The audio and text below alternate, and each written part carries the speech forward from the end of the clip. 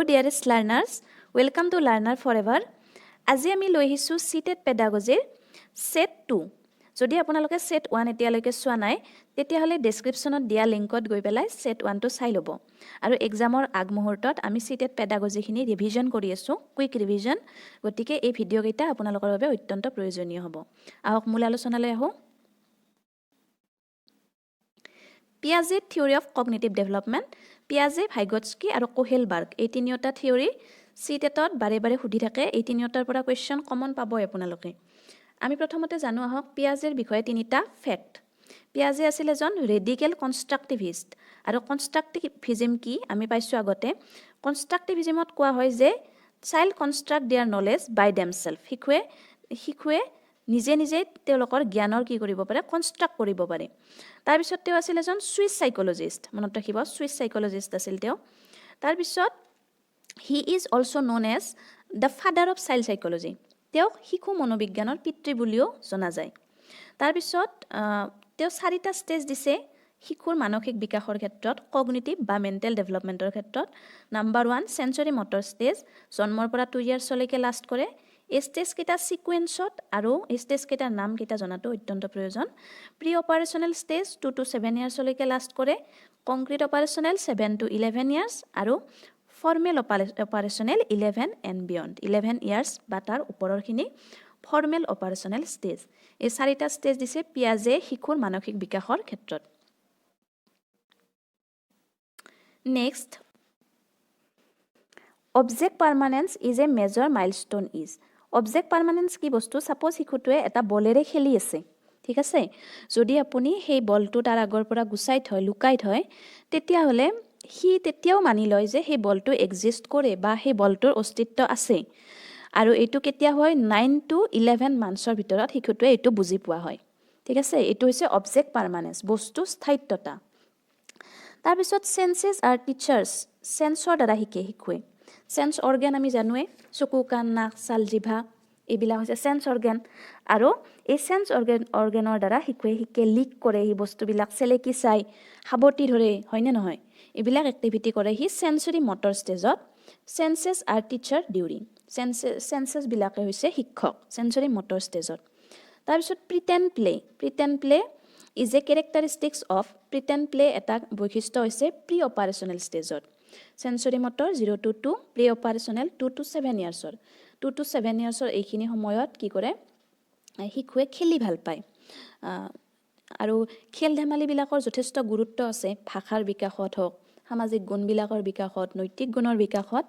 খেলৰ যথেষ্ট গুৰুত্ব আছে আৰু প্ৰি অপাৰেশনাল ষ্টেজত শিশুৱে কি কৰে বিভিন্ন মানুহক অনুকৰণ কৰি তেওঁলোকৰ ভূমিকা লৈ খেল ধেমালি কৰে যেনে কেতিয়াবা ডক্টৰ হয় ডক্টৰৰ এক্টিং কৰে কেতিয়াবা দোকানী হৈ পেলাই দোকান দি বস্তু বেচে হয়নে নহয় এইবিলাক কি কৰে প্ৰি অপাৰেশনাল ষ্টেজৰ কিছুমান বৈশিষ্ট্য তাৰ পিছত কনসেপ্ট অফ কনজাৰভেশ্যন এণ্ড ৰিভাৰ্সিবিলিটি এই দুটাৰ মাজত অলপমান মাইনৰ ডিফাৰেন্স আছে এইখিনি আপোনালোকে জানিব লাগিব কাৰণ কিয় কেতিয়াবা উদাহৰণ দিয়ে যে এটা উদাহৰণ দি সুধিব যে এইটোত কিহৰ মানে শিশুটোৰ কিহৰ অভাৱ আছে কনজাৰভেশ্যনৰ নে ৰিভাৰ্সিবিলিটি অফ থটছৰ গতিকে আপোনালোকে কনজাৰভেশ্যন আৰু ৰিভাৰ্সিবিলিটিৰ কনসেপ্ট দুটা জানিব লাগিব কনজাৰভেশ্যনটো একেবাৰে সহজ অৰ্থত কি এইটো যে মানে ধৰক কোনো বস্তুৰ পৰিমাণ যদি তাৰ আকাৰটো চেঞ্জ কৰা হয় তেতিয়াও সেই পৰিমাণটো একে থাকে ধৰক 1 লিটাৰ পানী যদি আপুনি এটা বটলত থয় এটা দীঘল বটলত থয় সেইখিনি পানী 1 লিটাৰ থাকিব তাক যদি আপুনি এটা বহল বা ডাঙৰ ছৰিয়াত বা কিবা তেনেকুৱা বাচনত থয় তেতিয়াও কিন্তু তাৰ পৰিমাণটো চেঞ্জ নহয় তাৰ কেৱল আকাৰটো চেঞ্জ হ'ব বাচনটোৰ আকাৰটো চেঞ্জ হ'ব কিন্তু তাৰ সেই পৰিমাণটো একে থাকিব এটো হয় কনজাৰভেশ্যন তাৰ পিছত ৰিভাৰ্সিবিলিটি এনে ধৰণৰ হয় যে ৰিভাৰ্স কৰি হয় মানে ৰিভাৰ্স হৈ থাকে থিংবিলাক যেনে ধৰক আপুনি যদি বৰফ গলাই পেলাই পানী কৰিব পাৰে তেতিয়াহ'লে সেই একেখিনি পানীকে গোট খুৱাই পেলাই আকৌ বৰফো কৰিব পাৰি এইটো হৈছে ৰিভাৰ্সিবিলিটি আৰু এইটো শিশুৱে কেতিয়া বুজি পোৱা হয় এই দুয়োটা কনসেপ্ট কংক্ৰিট অপাৰেশনাল ষ্টেজত তাৰ পিছত abstract thinking অকাৰ during abstract thinking মানে হ'ল অমূৰ্ত ধাৰণা অমূৰ্ত মানে কোনো এটা বস্তু মানে চকুৰ আগত নাথাকিলেও সেই বস্তুটো এক্সিষ্ট কৰে ঠিক আছে অমূৰ্ত যিবিলাক ধাৰণা সেইবিলাক হৈছে কি ফৰ্মেল অপাৰেশ্যনেল ষ্টেজত শিশুৰ অমূৰ্ত ধাৰণাৰ বিকাশ হয় এবষ্ট্ৰাক্ট থিংকিং এক্সাক্টলি এই ৱৰ্ডটোৱে আপোনালোকে এক্সামত পাব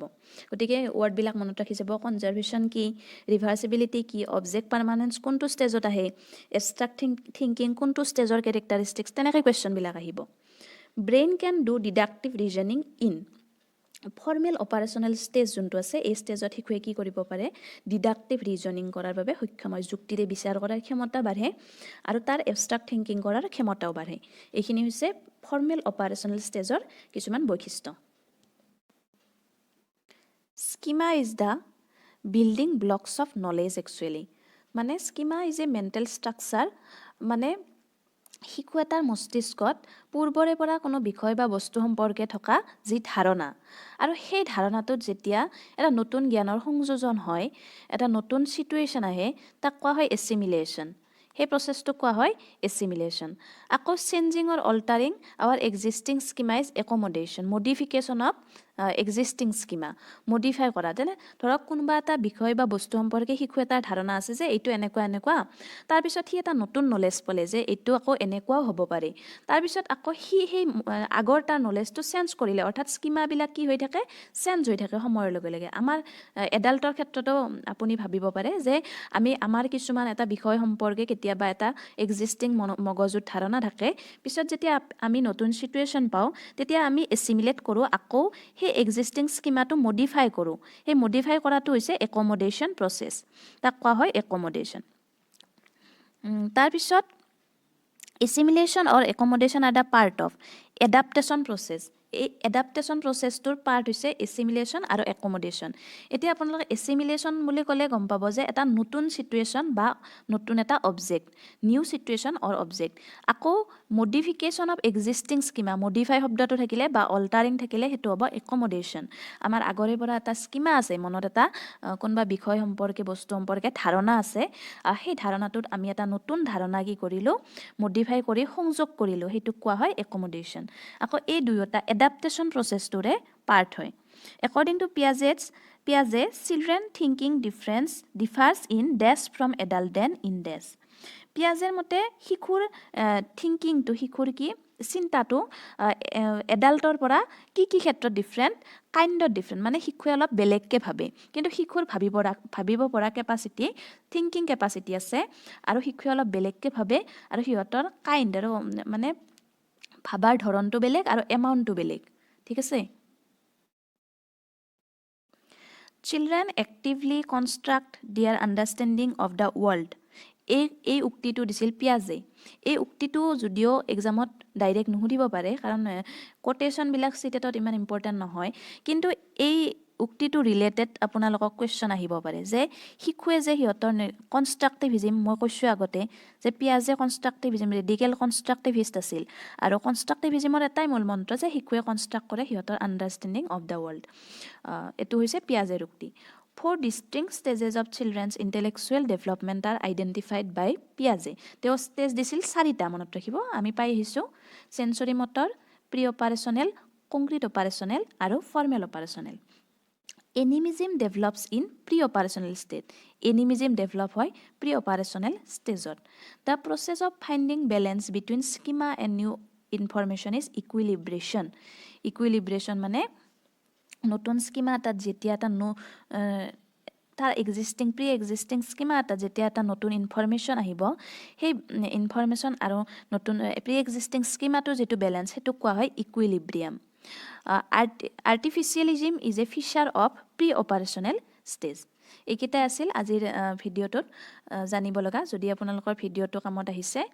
তেতিয়াহ'লে আপোনালোকৰ ফ্ৰেণ্ডছৰ লগত শ্বেয়াৰ কৰিব আৰু চেনেলটো আগবাঢ়ি যোৱাত সহায় কৰিব লগতে মই যাতে অনুপ্ৰেৰণা পাওঁ নতুন ভিডিঅ' বনাবৰ বাবে সেয়ে ভিডিঅ'টো লাইক কৰিবলৈ নাপাহৰিব থেংক ইউ